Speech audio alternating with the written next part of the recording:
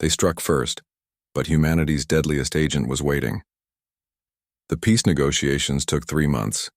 Both sides were exhausted, their economies damaged, their populations traumatized. The meetings happened on a neutral station, mediated by the Galactic Concordat, who wanted to ensure this conflict never happened again. Chancellor Doyen represented humanity, along with General Jinho and Captain Minji, who had been promoted to admiral for her actions during the Battle of Earth. War Master Krell represented the Vrin, along with civilian leaders who had taken power after the conspirators were arrested. The final agreement included several key points. The Vrin would help rebuild the destroyed human colonies. Both species would establish embassies and cultural exchange programs. Joint military patrols would monitor the border regions to prevent future conflicts, and most importantly, both sides would share intelligence to ensure no faction could manipulate them into war again. Hyun-woo attended the signing ceremony, standing in the back of the observation gallery. He wore a simple suit looking like any other civilian. Most people did not recognize him. The Ghost Protocol agents had worked in shadows, and that was where they remained. He watched Doyen and Krell sign the documents, officially ending the war. 4.7 million humans dead, 2.1 million Vrin dead, 3 colonies devastated, entire generations traumatized. And for what? Because a few ambitious officers wanted power. After the ceremony, Taewon found him in the station's observation lounge. His Vrin friend had been granted asylum on Earth, his own people considering him a traitor despite his role in ending the war. Strange, isn't it? Taewon said, looking out at the stars. We helped end a war, and both our governments would prefer we didn't exist. Heroes in practice, embarrassments in principle, Hyun-woo replied. We remind people of things they'd rather forget. What will you do now? Taewon asked. I don't know, go home. Try to sleep without nightmares. Maybe write down what happened so someone remembers the truth. Hyun-woo paused. What about you? I've been offered a position in the new Joint Diplomatic Corps. Someone needs to help humans and Vrin understand each other. Might as well be someone who has friends in both species. They stood together in silence, 2 people who had betrayed their own sides to stop a war. History would not remember their names, but they had saved millions of lives. That had to be enough. Salmon retired from intelligence work the day the peace treaty was signed. She moved to a small house on the coast, far from cities and people. The faces of the agents she had sent to their deaths haunted her. Yoonji, who died destroying a troop transport. Agent Kyungmin, executed by Vrin security. Agent Hana, killed when her sabotage was discovered. 5 of the 12 Ghost Protocol agents survived. The others gave their lives for a peace that most people did not understand, and many did not appreciate. Soman visited their families when she could, trying to explain what their loved ones had died for. Some families were grateful. Others were angry that their relatives had been used as weapons. She understood both reactions. The Ghost Protocol had been necessary, but that did not make it right. War forced people to make terrible choices, and someone had to carry the weight of those choices afterward. Admiral Minji rebuilt Earth's defensive fleet, but with a different philosophy. The new ships were designed for protection, not conquest. Heavy shields, advanced sensors, rapid response capabilities. The goal was to ensure humanity never again would be caught unprepared, but also never again would be the aggressor. She sometimes thought about the Vrin ships she had destroyed, the lives she had taken. In war, killing the enemy was considered heroic. But the enemy were people too, with families and dreams. She carried those deaths with her, a burden that never got lighter. General Jinho faced a military tribunal for authorizing Ghost Protocol operations without full civilian oversight. The trial lasted 2 months. Some called him a hero who saved humanity. Others called him a war criminal who used immoral methods. The tribunal eventually acquitted him, finding that his actions, while questionable, were justified by the circumstances. He retired the next day and never spoke publicly about the war again. But he wrote letters to the families of every Ghost Protocol agent, taking responsibility for the decisions that put them in danger. Most of the letters went unanswered. Earth society struggled with what had happened. Some people wanted to celebrate the victory and honor the warriors who fought. Others wanted to acknowledge the moral compromises that victory required. Arguments raged in media and government about the Ghost Protocol. Was it right to use sabotage and assassination? Did the ends justify the means? How much humanity should humanity sacrifice to survive? There were no easy answers. Everyone had opinions, but few had solutions. Hyunwoo found himself unable to return to normal life. He tried working civilian jobs, but nothing felt right.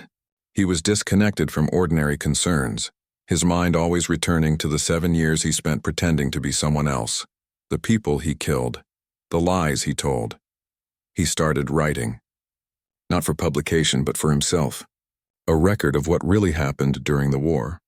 The things historians would not know because they were classified. The moral struggles agents faced. The cost of being humanity's shadow warriors. 1 year after the war ended, he visited the memorial built on Earth. It listed every casualty from both sides, human and Vryn names mixed together. There was no separation, no division between victim and enemy. Just names, thousands and thousands of them, carved into black stone. He found Dunji's name, and Kyungmin's, and Hana's, fellow agents who had died in the shadows while humanity survived in the light. He traced their names with his fingers, remembering their faces, their voices, their final missions. A young woman approached him, maybe 20 years old. She wore the uniform of Earth's intelligence division, fresh out of training. "Agent Hyunwoo?" she asked quietly. "I'm not an agent anymore," he replied. "I know, but I'm joining the intelligence service and I wanted to ask you something." She hesitated. "Was it worth it? Everything you did, everything you sacrificed. Looking back now, was it worth it?" Hyunwoo thought about the question. He thought about Tae-won, who lost his home but gained a friend. About Soman, carrying guilt for the agents she sent into danger. About the millions of people, both human and Vryn, who were alive because the war ended when it did. "I don't know if worth is the right word," he said finally. "We did what we thought was necessary. We carried a burden so others wouldn't have to. Some people call that heroism, others call it evil. Maybe it's both. Maybe that's what war does to people." The young woman nodded slowly. "If it happens again, if there's another war, would you do it again?" "I hope I never have to answer that question," Hyunwoo said. "The best thing I can do now is help make sure there isn't another war. That's the real victory. Not the battles we won, but the battles we prevent." She thanked him and walked away. Hyunwoo stayed at the memorial until evening, when the setting sun cast long shadows across the names carved in stone. 5 years after the war, human and Vryn children attended the same schools on joint colony stations. Trade flourished between the species. Cultural exchange programs introduced each species to the other's art, music, and philosophy. The peace was fragile but growing stronger. Hyunwoo lived quietly, writing his memoirs and occasionally speaking to intelligence trainees about the realities of covert operations. He did not sugarcoat anything. He told them about the nightmares, the guilt, the weight of decisions made in darkness. Some trainees quit after hearing him speak. Others became more committed, understanding what they were signing up for. Both reactions pleased him. People should know the truth before they chose this path. He never saw himself as a hero. Heroes were people like Admiral Minji, who fought openly and honorably. He was something else, something necessary but uncomfortable. A reminder that survival sometimes required ugly choices. But on quiet nights when the nightmares came, he reminded himself of one thing. They struck first, and humanity struck back. And in the silence that followed, both sides chose peace. That choice, that moment when warriors put down their weapons and chose a different path, was worth every sacrifice. The war was over. The price had been paid. Now came the harder task of building something that would last, something worth the blood that purchased it. Peace was not the absence of war. It was a daily choice made by millions of people, to see enemies as potential friends. That was humanity's real strength, not its warriors or weapons, but its stubborn refusal to give up on hope even after experiencing the worst. And maybe, just maybe, that was worth fighting for after all. They struck first, but humanity's deadliest agent was waiting. Tae-won made his choice. He helped Hyunwoo disappear into the underground networks beneath the Vryn capital city, ancient tunnels that most citizens had forgotten existed. Then he did something even more dangerous. He began digging through classified files looking for the truth about how the war started. What he found changed everything. The war had been started based on false intelligence. A faction within the Vryn government, led by ambitious military officers, had fabricated evidence that humanity was planning to attack Vryn territory. They manipulated War Master Krell and the civilian leadership into approving a preemptive strike. The officers wanted glory and power, and they were willing to sacrifice millions of lives to get it. Taewon copied everything and gave it to Hyunwoo. This proves the war was built on lies. If we can get this information to the right people, both Vryn and human, maybe we can stop the fighting. Or we'll both be executed as traitors, Hyunwoo said. Probably, Taewon agreed. But doing nothing while people die is also a choice, a worse one. Meanwhile, the war reached Earth itself. A massive Vryn fleet entered the Sol system, bypassing the outer defenses through sheer numbers. Alarm sirens wailed across the planet as billions of people evacuated to underground shelters. This was the moment humanity had feared since the war began. Admiral Seokjin commanded Earth's home fleet. He was old, having fought in the Mars Rebellion decades ago. He had hoped to never see another war. But here he was, standing on the bridge of his flagship, watching enemy ships approach his homeworld. All ships, battle formation Delta, he ordered. We hold the line here. They do not get past us. His fleet numbered 47 warships. The Vryn had brought over 200. The mathematics were simple and brutal. Earth's fleet could not win, but they could buy time for the civilian evacuations to complete. The battle began with a storm of weapons fire that lit up the space around Earth like a new sun. Seokjin's ships fought brilliantly, using the orbital platforms and satellite networks to their advantage, but the numbers were against them. For every Vryn ship destroyed, humanity lost 2. Captain Minji arrived with reinforcements from the outer colonies. Her fleet battered, but still fighting. She led a desperate attack against the Vryn flagship, knowing it was likely suicide. Her ship, the UES Resilience, plowed through enemy formations, taking hit after hit. All power to forward weapons, she commanded. One more push. The Resilience collided with the Vryn flagship's shield generators, overloading them. The massive enemy ship was momentarily vulnerable. Earth's defense platforms targeted the weak point, pouring fire into it. The flagship's reactor failed and the ship broke apart in a spectacular explosion. Minji's ship was crippled, life support failing, but her crew had survived. They evacuated to rescue shuttles while watching the battle continue around them. On Luna, Soman coordinated the remaining Ghost Protocol agents in one final synchronized strike. All across Vryn territory, agents activated their last protocols. Supply depots exploded. Communication networks failed. Transportation hubs ground to a halt. It was chaos designed to prevent reinforcements from reaching the Sol system. Agent Yoonji died completing her mission. She destroyed a troop transport carrying 10,000 Vryn soldiers intended for the ground invasion of Earth. The ship exploded in orbit, taking Yoonji with it. She had saved countless lives, but the price was her own. Salman watched the status indicators turn red as her agents fell. These were people she had recruited, trained, sent into danger. Each one had trusted her with their lives. The weight of their sacrifice crushed her, but she kept working, kept coordinating because that was what they needed her to do. On the Vryn homeworld, Hyunwoo and Taewon prepared their final gambit. They had the evidence of false intelligence, but they needed to broadcast it in a way that could not be ignored or suppressed. Hyunwoo had the technical skills to hack the Vryn communication network. Taewon had the access codes to reach the military command channels. Together, they broke into a communications relay station. Security was light. Everyone focused on the battle at Earth. They uploaded their evidence and sent it across every Vryn military channel simultaneously. The broadcast showed everything. The falsified intelligence reports, the communications between the conspirators, the real data showing humanity had posed no threat.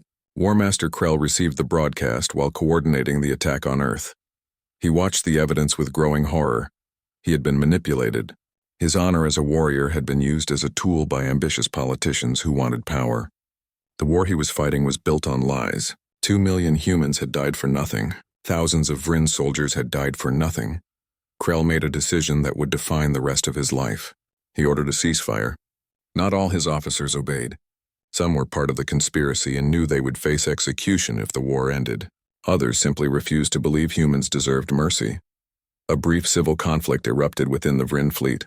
Ships that supported the ceasefire fought against those that wanted to continue. The battle at Earth descended into confusion as Vryn vessels turned on each other. Admiral Seokjin watched the chaos and understood something had changed. He ordered his own ceasefire, pulling back his battered ships. If the Vrin were fighting among themselves, humanity could use that breathing room. But Hyunwoo and Taiwan did not get to see the result of their work. Security forces stormed the communication station. Both were captured and dragged away in chains. The penalty for what they had done was execution, carried out quickly and publicly to discourage others. They were taken to a military facility and placed in separate cells. Hyunwoo sat in the darkness thinking about everything that had happened. He had lived 7 years as someone else. He had killed people who did not deserve to die. He had betrayed friendships and broken laws, all of it to prevent something worse.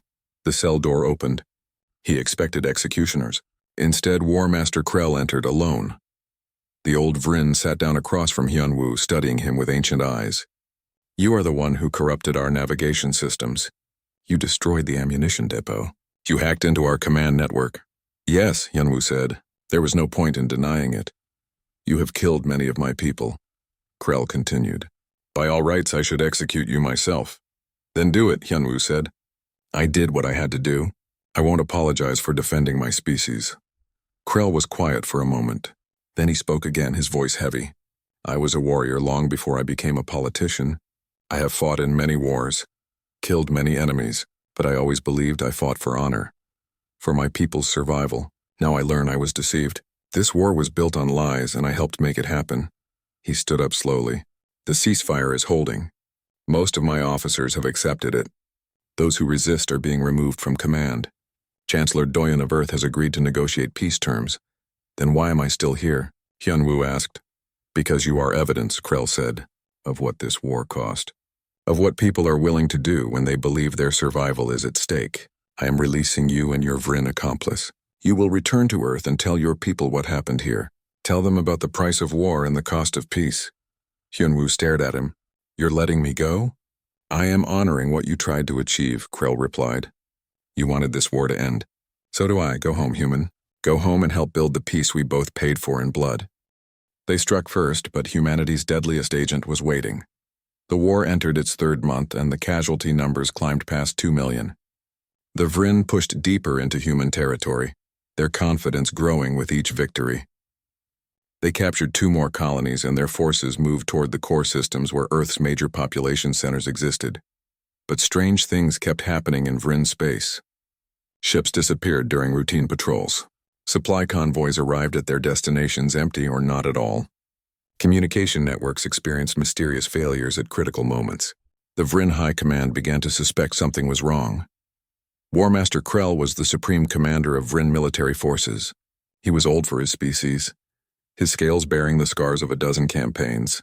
He stood in the command center of the Vrin homeworld, studying reports from across the Empire. What he saw troubled him deeply. 27 incidents in the past month, he said to his staff. Equipment failures, accidents, lost supplies. The probability of this being random is essentially 0. "You believe humans have infiltrated our territory?" his second-in-command asked.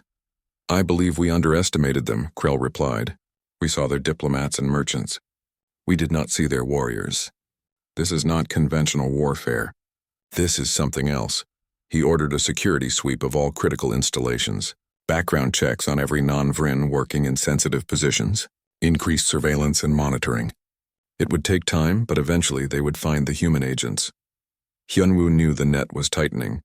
Soman sent him warnings through their encrypted channel. 3 Ghost Protocol agents had been captured in other parts of Vrin territory. They were executed publicly as spies and saboteurs. The Vrin wanted to send a message, but Hyunwoo had one more critical mission to complete. He had discovered the location of the Vrin Central Command Network Hub, the facility that coordinated all military operations. It was the brain of their war machine. If he could strike there, he could cripple their ability to wage war. The problem was access.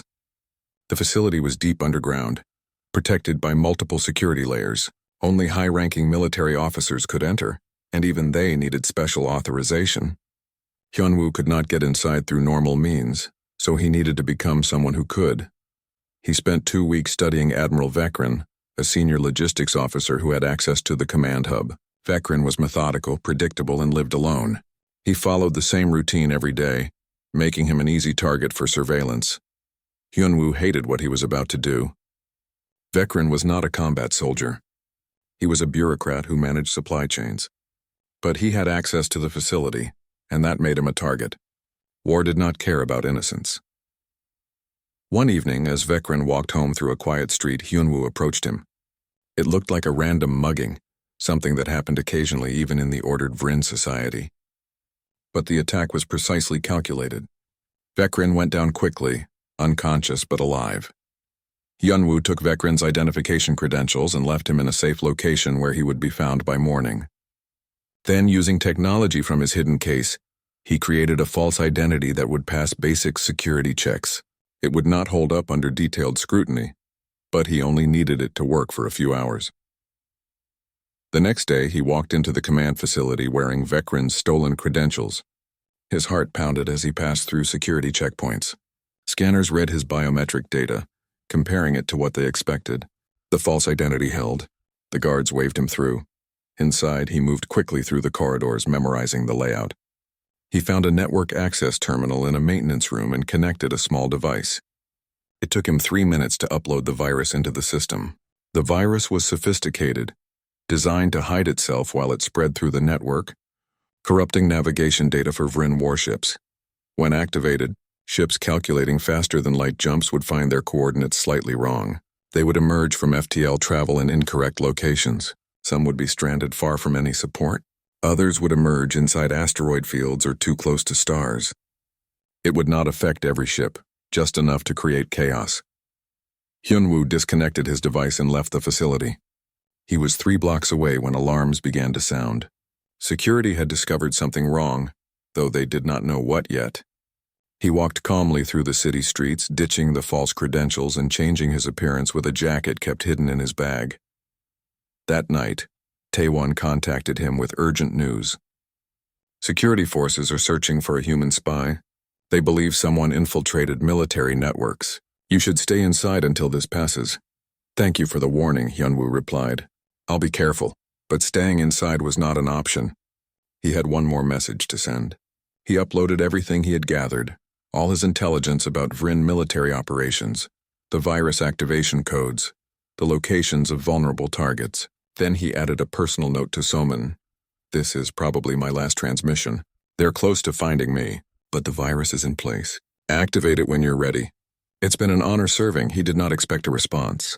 Communications were one way now, too dangerous to risk two-way contact. But Soman's words came through anyway, brief and encrypted. You've saved millions of lives. Whatever happens, remember that. You're a hero, Hyunwoo, even if history never knows your name. 3 days later, Captain Minji's fleet was engaging a Vrin battle group near the Crimson Nebula when something strange happened. 12 Vrin warships preparing to jump to the battle suddenly vanished. They emerged from FTL in completely wrong locations. 3 jumped directly into a star's gravity well and were torn apart. 9 ended up in deep space, light years from anywhere, their fuel depleted. The remaining Vrin ships panicked. Their navigation systems could not be trusted. The jump calculations that had worked for centuries were suddenly unreliable. They had to fight using only slower-than-light engines, and that gave humanity's smaller fleet a chance. Minji pressed the advantage. Her ships targeted the confused Vrin vessels, destroying 4 and forcing the rest to retreat. It was humanity's first major victory, and it changed everything. The Vrin could no longer move their fleets freely. Every FTL jump was now a risk. On the Vrin homeworld, War Master Krell studied the battle reports and understood what had happened. Someone had corrupted their navigation network. It was brilliant and devastating. He issued new orders to find the infiltrator, no matter the cost. Hyunwoo knew they would eventually trace the virus to him. He had been careful, but no one was perfect. He prepared for 2 possibilities: escape or capture. Escape would mean leaving everything behind and trying to reach human space through enemy territory. Capture would mean torture and execution. He was packing essentials when Taewon appeared at his door. His Vrin friend looked troubled, carrying a datapad that displayed security reports. Hyunwoo, Taewon said quietly, I need to ask you something, and I need you to be honest with me. Are you a spy? Hyunwoo could have lied. His training included methods to deceive even sophisticated interrogation. But he was tired of lying, tired of pretending. And Taewon deserved better than more deception. Yes, Hyunwoo said simply. Taewon closed his eyes, pain evident on his face. The virus in the navigation network. That was you? Yes. The ammunition depot explosion 3 months ago? Yes, Taewon was silent for a long moment. Then he spoke, his voice barely a whisper. Do you have any idea how many Vrin died because of you? About 1,200 based on my estimates, Hyunwoo said. Do you have any idea how many humans have died because of this war your government started? Over 2 million, Taewon said. I know. I've seen the reports. He looked up, meeting Hyunwoo's eyes. I never supported this war. Many of us didn't. But the high command pushed it through, claiming humans were a threat. We were lied to. Hyunwoo felt something shift in his chest. Then help me stop it. Help me end this war before more people die on both sides. Taewon stared at him. You're asking me to commit treason against my own species. I'm asking you to choose peace over war. There are good people on both sides, Taewon. I know because you're one of them. Help me find a way to make this stop. The Vrin stood there, datapad in hand, facing an impossible choice. Outside, security forces were conducting searches across the city. Time was running out for both of them. They struck first, but humanity's deadliest agent was waiting. Hyunwoo remembered the day they recruited him. He had been a soldier then, fighting in the final days of the Mars Rebellion. The colony had tried to break away from Earth, and the war that followed killed millions. He saw things during that conflict that still visited him in dreams. Cities burning, children crying for parents who would never come home, the face of a man he had killed in close combat, the light fading from his eyes. When the rebellion ended, Earth's government realized they had forgotten how to fight. Decades of peace had made them soft, so they created the Ghost Protocol, a network of agents trained not just in espionage but in the darker arts of war.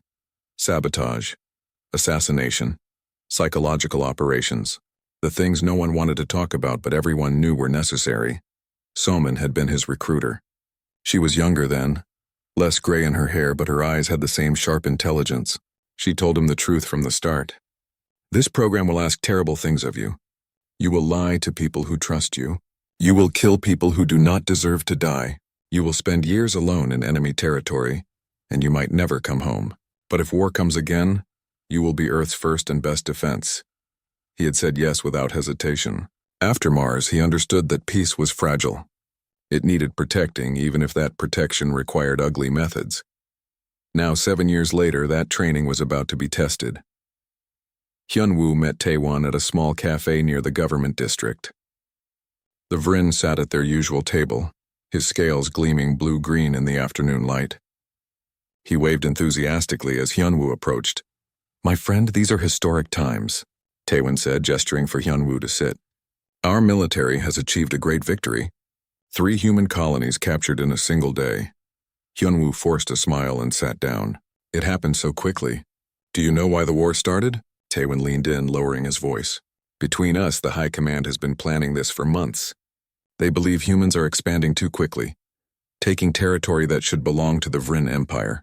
Better to strike now while your military is weak. I see, Hyunwoo said, keeping his voice neutral. Will there be more attacks?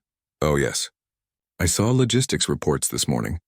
Our forces are preparing for a major offensive. They plan to capture 5 more colonies within the next 2 weeks. Taewon paused, looking genuinely concerned. I worry about you, Hyunwoo. There is much anti-human sentiment now. You should be careful. I appreciate your friendship, Taewon. It means a lot during these difficult times. They talked for another hour, and Taewon shared more information than he realized.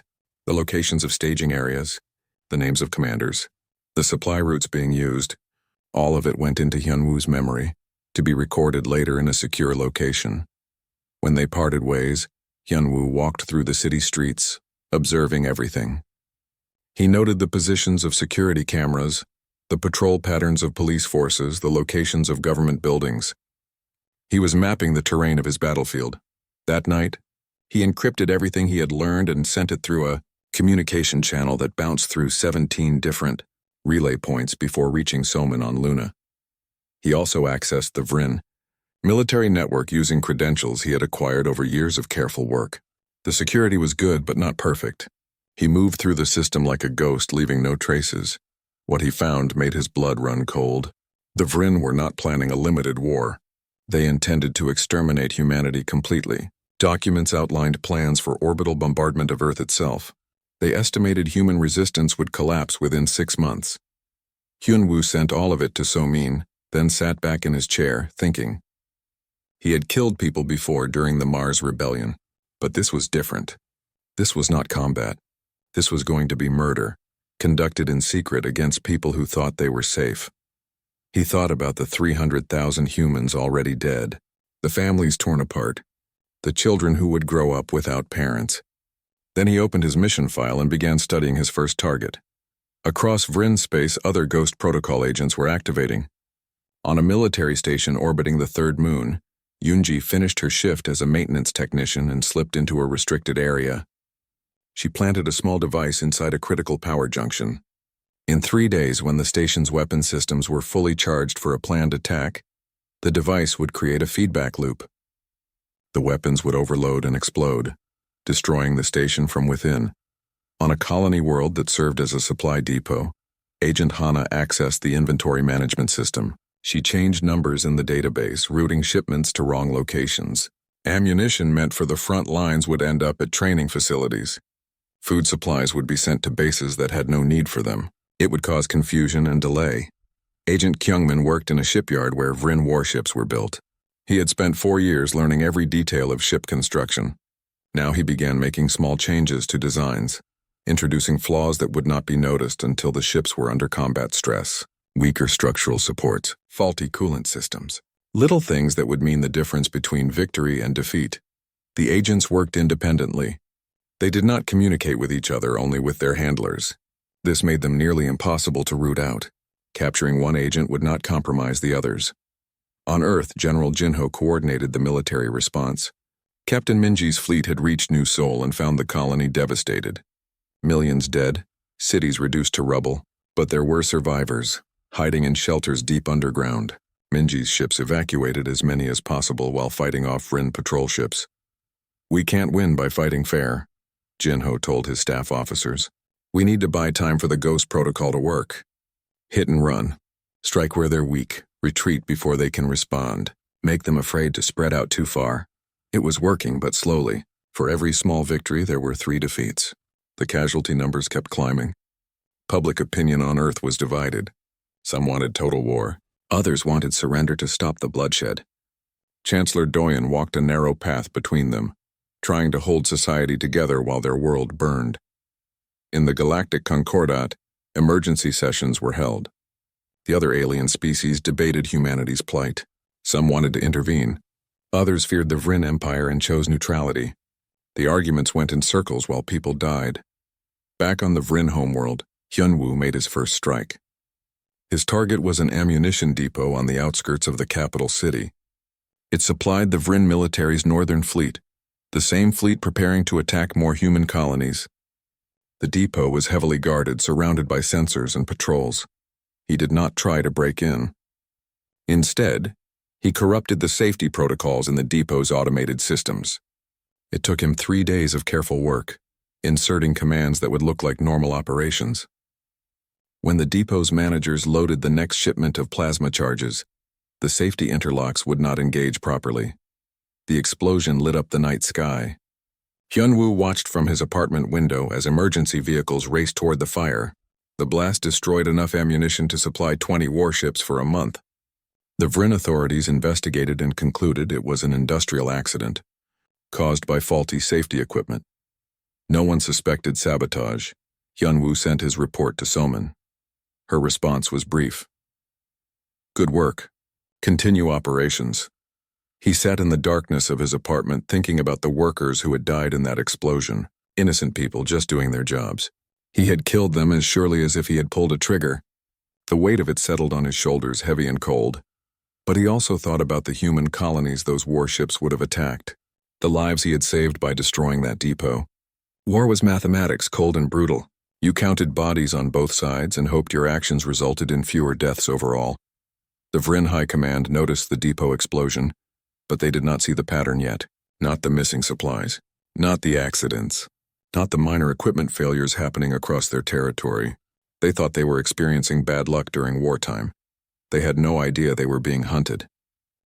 They struck first, but humanity's deadliest agent was waiting. The morning sky over New Seoul burned with orange fire. Hyunwoo watched from his apartment window on the Vrin homeworld, 20 light-years away. As emergency broadcasts flooded every screen, 3 human colonies had gone silent within the same hour. No warnings, no demands, just silence followed by scattered reports of massive ships appearing in orbit and raining destruction on the cities below. He had lived among the Vrin for 7 years. 7 years of building relationships, learning their language, understanding their culture. He worked as a trade liaison, a boring job that let him move freely through Vrin society. Nobody suspected the quiet human who processed import licenses and approved shipping manifests. Nobody knew what he really was. His personal communicator buzzed with an encrypted message. Just 3 words appeared on the screen before the message deleted itself. Protocol 13, activate. Hyunwoo closed his eyes and took a slow breath. 7 years of waiting, 7 years of pretending to be someone else. All of it had been preparation for this moment. He walked to his bedroom and pressed his hand against a specific point on the wall. A hidden panel slid open, revealing a case he had not touched since the day he arrived on this world. Inside the case were items that would mean his death if discovered. Weapons small enough to hide. Communication devices that could not be traced. False identification documents. Memory chips containing names, locations, and security codes. And a single photograph of Earth, taken from orbit, to remind him what he was fighting for. Across human space, panic spread like wildfire. Captain Minji stood on the bridge of the UES Resilience, staring at the tactical display in disbelief. Red icons marked Vrin warships, dozens of them, cutting through human territory like a knife. Her ship was one of only 5 military vessels in the Outer Rim. Earth had reduced its military presence years ago. Believing that diplomacy had made war obsolete, they had been wrong. Captain, we're receiving evacuation requests from 12 colonies, her communications officer reported. They all want immediate transport off-world. We can't save everyone, Minji said, her voice tight. Plot a course to New Seoul. If there are any survivors, we get them out first. On Earth, Chancellor Doyen convened an emergency session of the government. The council chamber filled with shouting voices, everyone demanding action. Some wanted immediate military retaliation. Others insisted on trying diplomatic channels first. Doyen sat at the head of the table, his face pale, hands trembling slightly as he reviewed the casualty reports. 300,000 dead in the first hour, maybe more. The numbers kept rising. We need to contact the Galactic Concordat, said one advisor. Get the other species to pressure the Vrin into stopping. The Concordat will debate for weeks while our people die, General Jinho said. He was an old soldier who had fought in humanity's last major conflict, the Mars Rebellion. He knew what war looked like. We need to act now. Act how? Doyen asked. We have 40 warships total. Intelligence reports suggest the Vrin have over 300. If we fight them head-on, we lose, Jinho leaned forward. Then we don't fight them head-on. Sir, there's something you need to know about. A program we created after Mars, we called it the Ghost Protocol. The room fell silent. Doyen stared at the general. Explain. We have agents. Deep cover operatives embedded in potential threat civilizations. They've been in place for years, building cover identities, mapping vulnerabilities. If activated, they can conduct operations that conventional military forces cannot. You mean sabotage, Doyen said. Assassination, terrorism. I mean asymmetric warfare, Jinho replied. It's ugly, but it works. And right now it's the only advantage we have. Doyen looked around the table at the other faces. Some nodded in agreement. Others looked away, uncomfortable with the implications. Finally, he spoke. How many agents do we have in Vrin territory? 12, Jinho said. The activation order went out 1 hour ago. On a secret facility on Luna, Soman sat in a darkened control room surrounded by screens. Each screen showed a different agent status. Most had confirmed activation. 2 had not responded yet. She hoped they were just being careful with their communications, not that they had been compromised. She had recruited most of these agents herself. Trained them, sent them into enemy territory knowing they might never come home. The weight of that responsibility pressed down on her shoulders like a physical thing. One screen flickered, and a new message appeared. Agent Hyunwoo had confirmed activation. He was her best operative, calm under pressure, fluent in multiple alien languages, and capable of making the hard decisions that war required. If anyone could pull this off, it was him, but she also knew what she was asking him to do. The Ghost Protocol was not about gathering intelligence. It was about breaking the enemy from within. Sabotage, disruption, elimination of key targets, the kind of operations that left blood on your hands and nightmares in your sleep. "I'm sorry," she whispered to the screen, though Hyunwoo could not hear her. "I'm so sorry." Back on the Vrin homeworld, Hyunwoo packed the contents of the case into various hiding places around his apartment. A small weapon went into a hollowed-out book. Communication devices were disguised as common electronics. The memory chips were encrypted and stored in innocuous locations. He worked quickly and efficiently, his hands steady despite the adrenaline flowing through his system. When he finished, he sat down at his desk and activated his computer. He accessed the Vrin public networks, searching for information about the attack. The Vrin media was celebrating a great victory. They called humans weak and unprepared. They said the war would be over in weeks, that humanity would surrender once they realized how outmatched they were. Hyunwoo allowed himself a cold smile. The Vrin had no idea what they had started. They had studied humanity's diplomats and merchants, but they had never seen what humans became when their backs were against the wall. They did not understand that peaceful species could also be the most dangerous when provoked, because they had nothing left to lose. His communicator buzzed again. This time it was a message from Taewon, his main Vrin contact. Taewon worked in a government logistics office, a low-level bureaucrat who thought he was cultivating a human informant. He had been feeding Hyunwoo information for years, believing the human was sympathetic to Vrin interests. The message was simple. "Did you hear the news? The war has begun. Stay safe, my friend. These are dangerous times," Hyunwoo typed a response. "Thank you for your concern. I hope this conflict ends quickly. Perhaps we can meet for drinks tomorrow." "Of course," Taewon replied. "I have much to tell you about what's happening." Hyunwoo closed the communicator. Tomorrow he would meet with Taewon and begin extracting information about Vrin military movements. He would start small, gathering data, identifying targets, learning the patterns of security forces. The Vrin thought they had won the first battle. They had no idea the real war was just beginning. Outside his window, the Vrin homeworld continued its normal rhythms. Citizens walked the streets, celebrating their military's easy victory. Ships came and went from the orbital platforms. Everything seemed peaceful and orderly. But in the shadows, humanity's deadliest agent was now awake. And he was not alone.